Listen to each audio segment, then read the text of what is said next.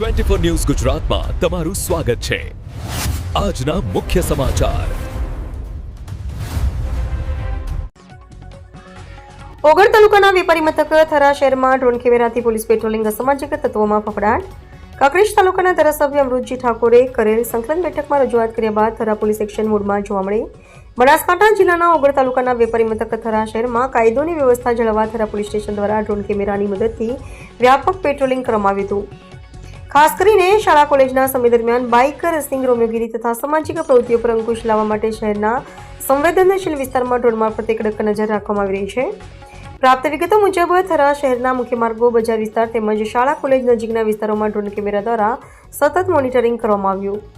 થરા પોલીસના પીઆઈ કેવી દેસાઈના માર્ગદર્શન હેઠળ પોલીસ સ્ટાફ દ્વારા કરવામાં આવેલી આ કાર્યવાહીથી કાયદા ભંગ કરનાર તત્વોમાં ભયનો માહોલ સર્જાયો। થરા પોલીસને કડક હાથે કાર્યવાહી કરવામાં આવતા રોમિયોગીરી કરતા તત્વો ભૂગર્ભમાં।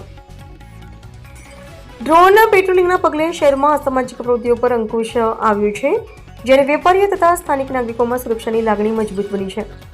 થરા પોલીસ સ્ટેશન દ્વારા શહેરમાં શાંતિ અને સલામતી જળવાઈ રહે તે માટે આવનારા સમયમાં પણ આવા ડ્રોન પેટ્રોલિંગ અને કડક ચેકિંગ ચાલુ રાખવાની પ્રતિબદ્ધતા વ્યક્ત કરવામાં આવી છે।